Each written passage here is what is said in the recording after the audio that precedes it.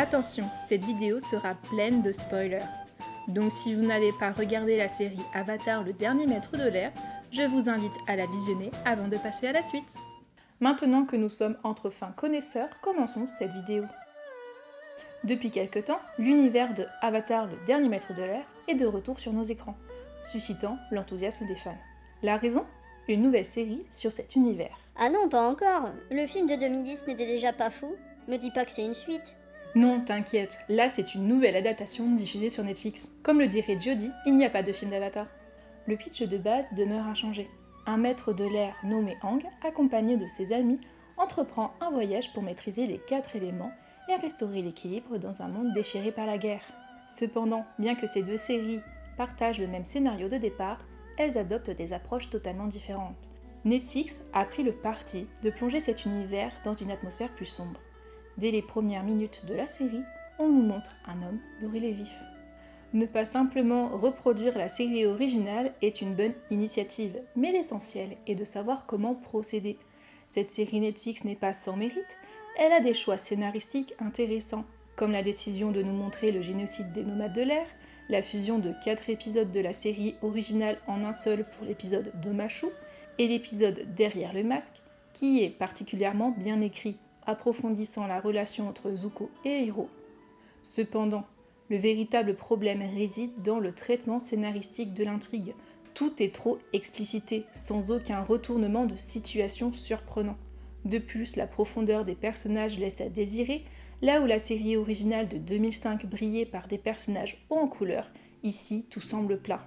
Cela nous montre que ce n'est pas suffisant de reprendre une série bien écrite pour obtenir le même résultat. Cette vidéo a pour but de redorer le blason de cette merveilleuse série qui va bientôt fêter ses 20 ans et de montrer en quoi Avatar, le dernier maître de l'air, est une série riche, intense, bien construite, avec des personnages variés et profonds, tout en abordant des sujets sombres avec légèreté. Je vous invite à nous suivre dans ce monde régi par les 4 éléments, où seul l'Avatar détient le pouvoir de restaurer l'équilibre du monde. La série Avatar, le dernier maître de l'air, lancée en 2005 et diffusée sur la chaîne Nickelodeon aux États-Unis, dépasse les frontières d'une simple série d'animation pour enfants. Conçue par Michael Dante DiMartino et Brian Konietzko, cette aventure légendaire a révolutionné le monde de l'animation, en alliant des thèmes profonds et contemporains en un récit épique et divertissant. Elle s'est érigée en une œuvre intemporelle. En optant pour une structure feuilletonnante plutôt qu'épisodique, les créateurs ont permis au public de s'immerger pleinement dans cet univers riche en personnages complexes. Oui, transgressons les règlements. De plus, la série aborde des questions telles que la tolérance, la diversité culturelle, la guerre, des sujets qui résonnent toujours aujourd'hui. La maîtrise des éléments, l'eau, la terre, le feu et l'air, constitue l'essence même de cet univers fictif. Au sommet de cet ordre cosmique trône l'Avatar, dont la particularité réside dans sa capacité unique à maîtriser les 4 éléments. En tant que lien spirituel et physique entre ces diverses nations, l'Avatar est investi de la mission sacrée de préserver l'équilibre et la paix dans le monde. Chaque élément représente non seulement une force physique, mais aussi une philosophie, une culture et une manière de vivre pour les différents peuples de cet univers. La série explore brillamment comment ces éléments façonnent les sociétés et les individus, tant au niveau pratique que symbolique. En incorporant ces éléments comme des outils culturels, la série crée un monde fictif qui semble vivant et authentique, offrant aux spectateurs une immersion totale dans des cultures variées. Et oui, par exemple, la tribu de l'eau est fortement influencée par les cultures inuites et les peuples autochtones de l'Arctique. La nation du feu, elle, s'inspire du Japon féodal. Le royaume de la terre est souvent comparé à un mix entre la Chine et la Corée du Sud. Et pour finir, les nomades de l'air sont inspirés par les moines tibétains et d'autres traditions de l'Asie de l'Est. En combinant ces différentes influences culturelles, Avatar, le dernier maître de l'air, crée un monde riche et diversifié, où chaque nation a sa propre identité distincte et où les thèmes universels de l'amitié, du courage et de la responsabilité sont au cœur de l'histoire. Cette série excelle dans le développement des personnages. Chacun des protagonistes, qu'il s'agisse d'Aang, Katara, Sokka, Zuko et bien d'autres, est présenté avec ses forces, ses faiblesses et ses défis personnels à surmonter. Ses imperfections les rend plus humains et crédibles. Leur capacité à surmonter leurs faiblesses et à évoluer au fil du temps est au cœur du récit. Par exemple, Zuko commence en tant qu'antagoniste, mais au fil de la série, il entreprend un voyage de rédemption qui le transforme en l'un des personnages les plus complexes et les plus appréciés de la série. L'histoire tourne autour du périple d'Aang, un jeune garçon confronté à son destin en tant qu'avatar. Pour échapper à cette lourde responsabilité, il prend la fuite et se retrouve emprisonné dans un iceberg pendant un siècle. Son réveil marque le début d'un voyage initiatique visant à maîtriser les éléments et à rétablir l'harmonie dans un monde ravagé par la guerre. Chaque étape de cette épopée est relatée à travers les 3 livres-saisons de cette série. Chaque élément, que ce soit les nations, les cultures ou les pouvoirs élémentaires, contribue à créer une toile de fond riche et fascinante. Le soin apporté à l'utilisation diversifiée des arts martiaux propres à chaque peuple ajoute une dimension culturelle et réaliste, témoignant du niveau de détail et de minutie apporté à la série. Exactement. Les arts martiaux utilisés par les maîtres des éléments sont en fait inspirés de vrais styles de combat. Cela ajoute une touche réaliste et culturelle à l'univers d'Avatar. Par exemple, la maîtrise de l'eau s'inspire du tai chi, celle de la terre du Hung Gar, celle du feu du Kung Fu et celle de l'air du Bagajang. Chaque style reflète les caractéristiques et les valeurs de sa nation respective, ce qui rend l'univers de la série encore plus riche. Avatar, le dernier maître de l'air, explore des thèmes profonds avec une intensité remarquable, en abordant des sujets tels que la perte, le handicap, le génocide, les effets dévastateurs de la guerre et les dilemmes moraux aux côtés de jeunes adolescents. Malgré le sérieux de ces sujets, elle réussit à maintenir un équilibre subtil entre les moments de légèreté et des sujets sérieux, grâce à une narration réfléchie. La richesse de cette série réside notamment dans sa capacité à offrir plusieurs niveaux de lecture permettant de traiter des thèmes en hors-champ. L'exploration approfondie des personnages tertiaires constitue également une force majeure de cette série. Chaque personnage rencontré est solidement ancré dans l'univers de l'histoire, ce qui enrichit considérablement le récit. Cela est particulièrement illustré dans des épisodes tels que celui du Grand Canyon, où l'on rencontre 2 groupes de réfugiés ennemis et où l'on découvre leur histoire passée de chaque point de vue.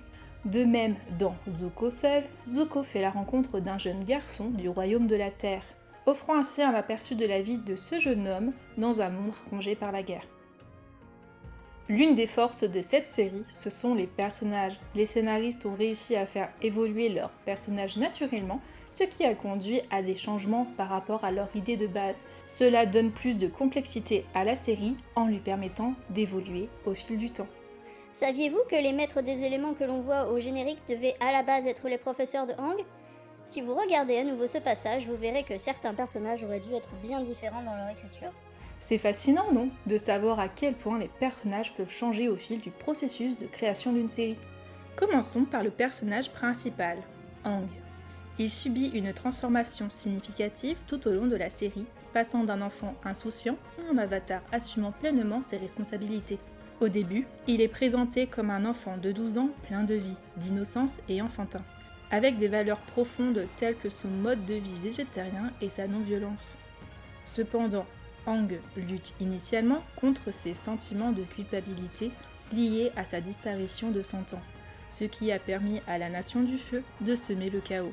Malgré la tentation de fuir ses responsabilités, il revient toujours sur le chemin de son destin. La 2e saison confronte Aang à des épreuves de plus en plus difficiles tout au long de son parcours. D'abord, il doit relever le défi de l'apprentissage de la maîtrise de la Terre, puis il doit faire face au kidnapping de son fidèle compagnon Appa.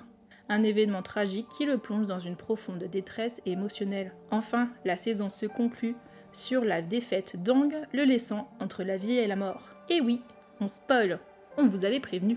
Ces épreuves bouleversantes le déstabilisent profondément et l'amènent à faire face à des difficultés sans précédent. Mais elles contribuent également à sa croissance personnelle et à son développement en tant qu'avatar. Dans la 3e saison, Aang atteint son apogée en affrontant ses peurs et ses responsabilités avec une détermination inébranlable. Il accepte pleinement son destin en tant qu'avatar et affronte le Seigneur du Feu Ozai pour mettre fin à la guerre et restaurer la paix. Ces évolutions le font passer d'un garçon insouciant à un avatar puissant, dotée d'une sagesse et d'une force intérieure remarquables. Katara, c'est une figure féminine alliant force et compassion. Elle est initialement présentée comme une figure maternelle, prenant soin de son frère et désireuse d'aider les autres. Elle ira jusqu'à se faire capturer par l'ennemi dans l'épisode Emprisonnée pour sauver Haru, dernier maître de la terre de son village. Elle va aussi beaucoup évoluer dans son apprentissage de la maîtrise de l'eau. Katara démontre une détermination sans faille, comme lors de son affrontement avec Maître Paku pour obtenir une formation plus égalitaire. Sa progression personnelle et sa maîtrise de l'eau sont impressionnantes, symbolisées par sa maîtrise du sang à seulement 14 ans, passant ainsi d'une débutante autodidacte à la maître de l'eau la plus puissante du monde de l'Avatar.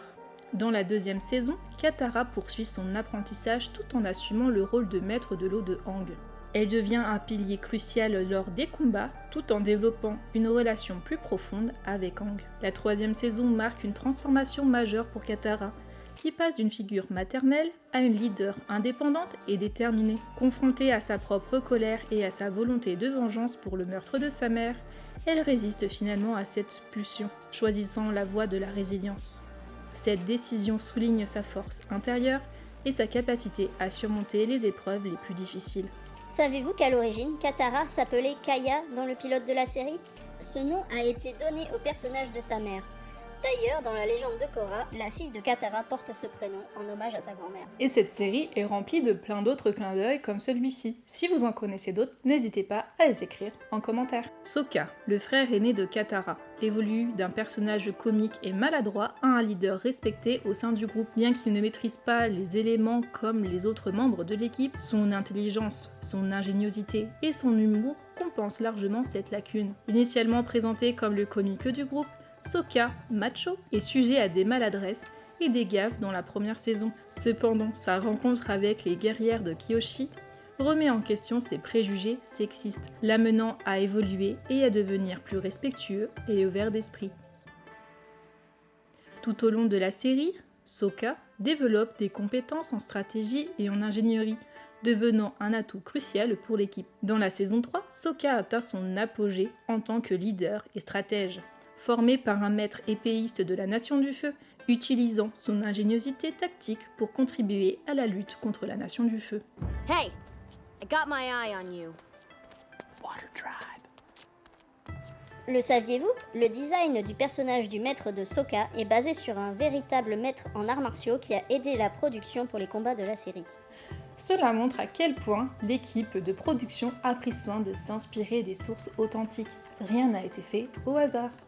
Toph Beifong, c'est l'un des personnages les mieux écrits de tout l'univers de l'Avatar. C'est une fille aveugle, mais elle n'est pas fragile pour autant. C'est un personnage avec une forte personnalité et une maître de la Terre exceptionnelle. Son caractère intrépide, son indépendance et son esprit vif font d'elle un ajout précieux à l'équipe de l'Avatar, où elle apporte non seulement ses compétences de maîtrise de la Terre, mais aussi sa perspicacité et son humour mordant. Formée par les taupes blaireaux dès son plus jeune âge, Toph devient une maître de la Terre exceptionnelle dès l'âge de 10 ans, remportant des combats contre des adversaires bien plus imposants dans des arènes illégales. Sa maîtrise de la Terre est si prodigieuse qu'elle révolutionne même l'art de la maîtrise de la Terre elle-même, et développe une nouvelle technique, la maîtrise du métal, une forme avancée de la manipulation de la Terre qui la propulse au rang de la maître de la Terre la plus puissante du monde. Le traitement du personnage de Toph est remarquable à plusieurs égards. À cause de son handicap, elle est présentée comme une jeune fille fragile par ses parents. Mais Toph incarne la personnalité d'une rebelle intrépide et d'une personne indépendante. Elle est forte, déterminée et refuse de se laisser limiter par sa cécité. Elle a transformé cet handicap en une force car son sens du toucher est beaucoup plus développé, lui permettant de voir à travers les vibrations de la Terre. Sa confiance en elle-même est inébranlable et elle n'hésite pas à défier les attentes sociales et les obstacles qui se dressent sur son chemin. Son attitude franche et directe cache souvent une grande sensibilité et une loyauté profonde envers ses amis. Au fil de la série, Toph évolue non seulement en tant que maître de la Terre, mais aussi en tant que personne, passant d'une solitaire autosuffisante à un membre essentiel de l'équipe de l'Avatar. Quand je pense qu'à la base, Toph devait être un homme baraqué de 16 ans valide, heureusement qu'il y a eu du changement dans l'écriture de ce personnage. Eh oui, ce que tu viens d'entendre, c'est tout simplement la vérité. Dur à digérer, non? Mais tu plaisantes ou quoi? C'est sûrement lui que j'aurais choisi moi aussi. Lui au moins ce n'est pas une gamine au crâne chauve. Je ne peux pas imaginer cette série sans la Toph que nous connaissons tous. Le développement de Toph en tant que jeune fille aveugle et maître de la Terre ajoute une profondeur et une diversité à l'équipe, et fait d'elle l'un des personnages les plus mémorables et appréciés de la série. Zuko, l'un des protagonistes principaux, évolue d'un antagoniste déterminé à un allié essentiel dans la quête pour restaurer l'équilibre dans le monde. Initialement motivé par le désir de regagner son honneur perdu, Zuko est présenté comme un jeune homme colérique et obstiné, poursuivant l'Avatar avec acharnement. Au fil de la série, Zuko entreprend un voyage intérieur complexe et émotionnel, alors qu'il prend conscience des conséquences dévastatrices de la guerre provoquée par la Nation du Feu, il remet en question ses actions passées et ses motivations profondes. Son conflit intérieur culmine lorsqu'il est confronté à un choix déchirant entre la rédemption et la loyauté envers sa famille. Le choix t'appartient, Zuko. Dans sa quête de rédemption, Zuko trouve finalement le courage de défier son père, le seigneur du feu Ozai, et de rejoindre l'équipe de l'Avatar. Ce choix marque un tournant décisif dans son parcours, le transformant en un allié précieux dans la lutte contre les forces du mal. À la fin de la série, Zuko émerge comme un personnage profondément transformé, prêt à assumer son rôle de seigneur du feu, avec une nouvelle vision fondée sur la paix et l'harmonie. Son évolution marquée par des luttes intérieures, des moments de révélation et des choix difficiles, fait de lui l'un des personnages les plus mémorables et complexes de l'univers d'Avatar. On ne peut pas parler de Zuko sans mentionner l'oncle Iroh. Ce personnage incarne la sagesse et la spiritualité de manière remarquable. Après la perte déchirante de son fils à Ba Sing Se, Iroh entreprend un voyage spirituel qui le transforme en un mentor sage et compatissant. Aux côtés de Zuko, pendant son exil, Iroh prodigue des conseils empreints de sagesse, l'incitant à réfléchir sur le sens de la vie et sur les conséquences de ses actions. Il remet en question les croyances de Zuko, l'encourageant à rechercher la vérité et lui montrant la voie de la rédemption plutôt que celle de la domination et de la violence. La relation entre Zuko et son oncle Iroh est l'une des plus significatives de la série. Iroh agit comme un mentor et une figure paternelle pour Zuko, lui offrant des conseils avisés et un soutien inconditionnel tout au long de son voyage. Par exemple, lors des moments de choix moraux difficiles pour Zuko, c'est souvent Iroh qui l'aide à trouver sa voie. Son affection inconditionnelle pour Zuko transparaît dans ses actions et ses paroles, le traitant comme son propre fils et le guidant avec une tendresse paternelle. La scène de réconciliation entre Zuko et Iroh est particulièrement émouvante. Très franchement, comment ne pas avoir des frissons en la regardant? Cette séquence met en lumière le pardon profond de l'amour inconditionnel d'Iroh envers son neveu, malgré les erreurs du passé de ce dernier. La sagesse et la spiritualité d'Iroh imprègnent chaque aspect de son personnage, de ses réflexions tranquilles à ses conseils inspirants, incarnant les principes de compassion, de rédemption et de croissance personnelle. Quand on sait qu'à la base, l'oncle Iroh devait trahir Zuko, c'est incroyable de voir comment le scénario a changé au fil de l'écriture. À la base, Iroh aurait dû poignarder Zuko dans le dos à la fin de la série, se révélant être un agent double contre la Nation du Feu. Ils ont bien gardé cet aspect avec le Lotus Blanc, groupe œuvrant pour la paix. Il manque quelqu'un à l'appel dans votre groupe. Quelqu'un d'extrêmement important. Où est Momo? Avant d'aborder le dernier personnage, n'hésitez pas à nous dire quel est votre personnage préféré en commentaire. Pour moi, c'est Suki. Évidemment. Azula, incontournable antagoniste de la série. C'est la jeune sœur de Zuko et elle se distingue par sa puissance et sa complexité. Malgré son jeune âge, elle est l'une des maîtres du feu les plus redoutables, comme le montrent ses flammes bleues. Elle est dotée d'un comportement cruel et impitoyable qui témoigne de sa nature manipulatrice et paranoïaque, forgée par une éducation abusive et des traumatismes profonds. Je n'ai pas d'histoire larmoyante à raconter comme vous. Je pourrais m'asseoir et me plaindre parce que notre mère préférait Zuko à moi, mais je m'en fiche royalement. Ma propre mère pensait que j'étais un monstre cruel. Son introduction en saison 2 la présente comme une adversaire redoutable, surpassant son frère Zuko en puissance et en stratégie. Sa détermination à tuer l'Avatar la rend terrifiante. Son évolution tragique de la confiance en soi exacerbée à sa folie paranoïaque enrichit sa complexité. La dynamique familiale entre Zuko et Azula est complexe et chargée d'émotions. Azula est souvent cruelle envers lui et les ridiculise pour ses échecs. Malgré leurs différences, ils partagent des liens familiaux qui influencent leur action tout au long de la série. On les retrouve pour le dernier à Nikai, l'un des moments les plus poignants et mémorables de la série. Durant ce combat épique pour le contrôle de la Nation du Feu, la relation entre Azula et Zuko atteint son paroxysme. Cette confrontation révèle une résonance symbolique frappante, soulignant les divergences profondes qui les séparent. L'utilisation des flammes de couleurs complémentaires, l'orange et le bleu, accentue cette opposition visuellement, faisant de ce duel un symbole de la lutte entre la raison et la folie, entre celle qui est née chanceuse et celui qui a eu la chance de naître. La musique de cette scène est incroyable, elle joue un rôle crucial en amplifiant le sentiment de déchirement entre ces personnages. La sobriété de la musique, son calme et le rythme des tambours contribuent à renforcer l'intensité du combat. La musique dans la série Avatar, le dernier maître de l'air joue un rôle important en enrichissant l'univers et en renforçant les émotions des scènes. La bande-son intègre des instruments traditionnels et des thèmes culturels inspirés par les différentes nations représentées dans la série. Par exemple, les sons apaisants des flûtes et des cordes souvent associés à la tribu de l'eau contrastent avec les percussions plus fortes et les cuivres de la Nation du Feu, accentuant les caractéristiques distinctes de chaque culture. En plus d'ajouter de la profondeur à l'atmosphère de la série, la musique sert également à souligner des arcs émotionnels des personnages et des moments clés de l'intrigue. Je sais, je suis un effroyable claricornettiste. Des morceaux mémorables comme The Avatar's Love qui accompagnent les moments tendres entre Aang et Katara, ou encore la chanson Leaves From the Vine, interprétée par l'oncle Hiro en mémoire de son fils Luten, décédé lors de la guerre. Cet air simple et mélancolique a profondément touché les fans. La chanson utilise des instruments traditionnels pour créer une atmosphère à la fois apaisante et déchirante, illustrant le poids de la perte et le processus de deuil. La musique de Avatar, le dernier maître de l'air n'est pas seulement un accompagnement sonore, mais un élément intégral de la narration et de l'immersion dans l'univers de la série. Avatar, le dernier maître de l'air, se distingue comme une œuvre qui surpasse les limites du divertissement pour explorer en profondeur les complexités de la nature humaine. La série réussit brillamment à explorer des thèmes très durs, constituant l'une de ses forces majeures. Elle offre une analyse nuancée des aspects les plus profonds de la nature humaine et de la société. Des sujets tels que la perte, le génocide, les ravages de la guerre et les choix moraux complexes sont abordés avec une sensibilité remarquable.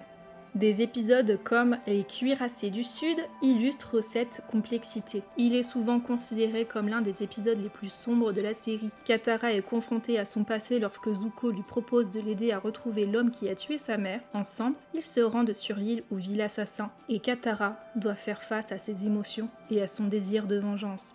Finalement, elle choisit de ne pas le tuer, comprenant que cela ne ramènera pas sa mère à la vie. La discussion entre Katara et Aang à son retour est poignante, car bien qu'elle ait épargné l'assassin, elle ne lui a pas pardonné. La série Avatar, le dernier maître de l'air, montre ainsi que les situations ne sont pas simplement noires ou blancs, mais plutôt nuancées.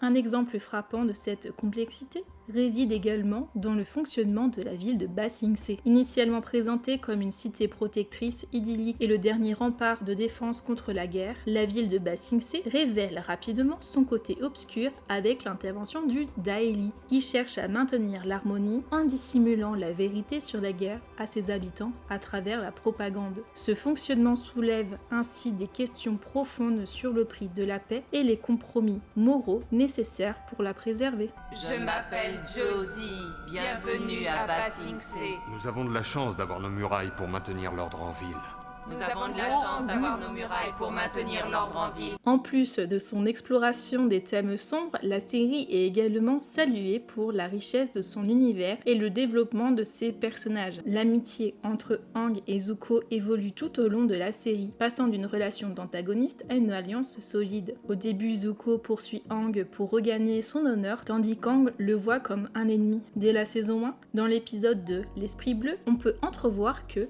sans le contexte de la guerre, Aang et Zuko auraient pu être de bons amis. Cependant, au fil du temps, ils développent un respect mutuel et une compréhension plus profonde. Un moment marquant est lorsque Zuko décide de rejoindre l'équipe d'Aang pour l'aider à arrêter son père, le Seigneur du Feu Ozai. Cette décision illustre leur transformation de rivaux en alliés. À la fin de la série, dans le dernier épisode, leur amitié et leur respect profond l'un pour l'autre sont manifestes. Cette évolution montre que la relation entre ces deux personnages n'est pas le fruit du hasard. Elle a été minutieusement construite dès le début pour atteindre la conclusion que nous connaissons tous. De même, le développement de la relation complexe entre Katara et Toph est fascinante. Au début, leur relation est tendue en raison de leur personnalité opposée. Katara incarne la figure maternelle, un rôle que Toph, en conflit avec ses propres parents, a du mal à accepter. J'agis comme une mère, Sokka? Et je veux rester en dehors de tout ça. Qu'est-ce que tu en penses, Aang? J'agis comme une mère? En fait, Arrête de te frotter les yeux et réponds-moi clairement!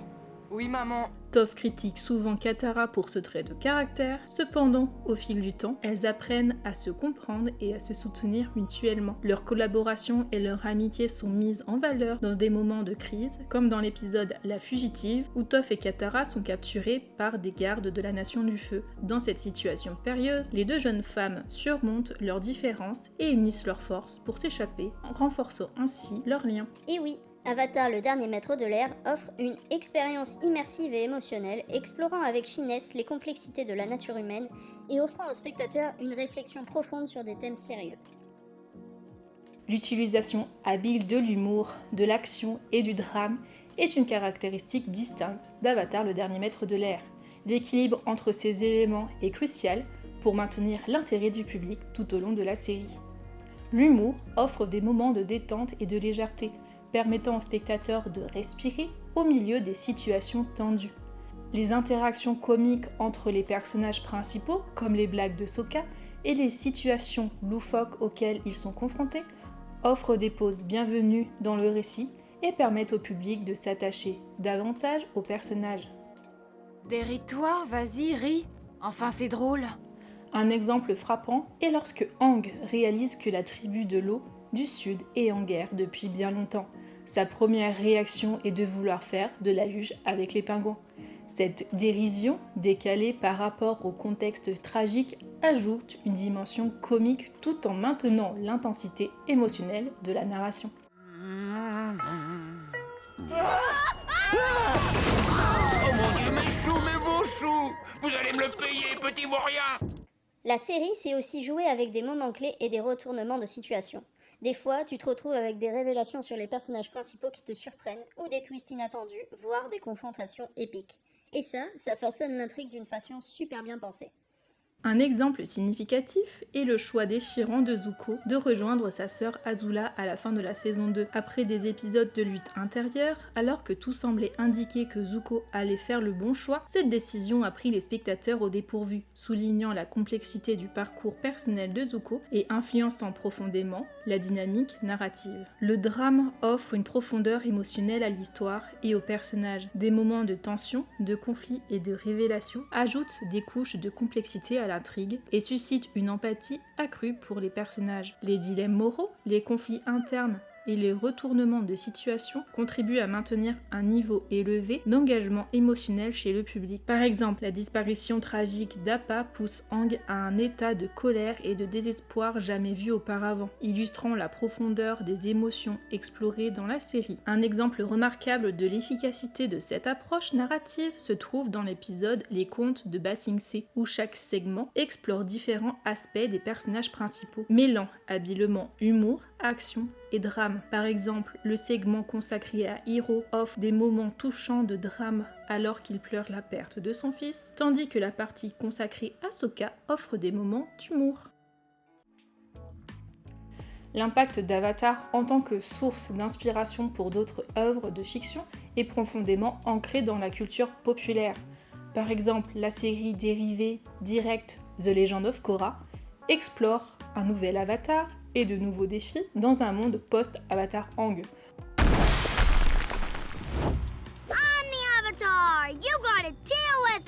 Offrant ainsi une continuation de l'univers. En dehors de l'écran, des bandes dessinées de l'univers d'Avatar enrichissent davantage l'histoire des personnages. Elles présentent des récits qui élargissent l'univers de la série tout en restant fidèles à sa version originale, dévoilant des intrigues comme le mystère entourant la mère de Zuko dans The Search ou La Recherche en français. Cette question qui est restée en suspens à la fin de la série trouve sa réponse dans ce livre. Je vous recommande vivement de découvrir les comics pour poursuivre votre aventure aux côtés de la team Avatar. Pour info, si vous n'êtes pas à l'aise avec l'anglais, ces livres sont maintenant disponibles en français. La série live-action Avatar, le dernier maître de l'air, diffusée sur Netflix, témoigne également de l'impact durable de la franchise. Cette adaptation offre une nouvelle manière de découvrir cette saga bien aimée. De plus, la création du studio Avatar et ses multiples productions en cours témoignent de la pérennité de cette franchise. En dehors de l'univers direct d'Avatar, des séries telles que Luz Houseville suivent une approche similaire dans leur narration, attirant des fans de tout âge par leur complexité et leur richesse. Bien que leur univers diffère, ils partagent une philosophie narrative qui les rend irrésistibles pour un large public. Dans l'ensemble, l'héritage d'Avatar continue de prospérer à travers différents médias, montrant ainsi son influence durable sur la culture populaire. Ce fut un grand plaisir de vous parler de cette série qui est chère à mon cœur. Et vous, quelle est votre série d'animation préférée ? Si vous voulez soutenir ce genre de contenu, n'hésitez pas à liker la vidéo et à vous abonner. Cela nous aiderait beaucoup. Sur ce, je vous dis à bientôt.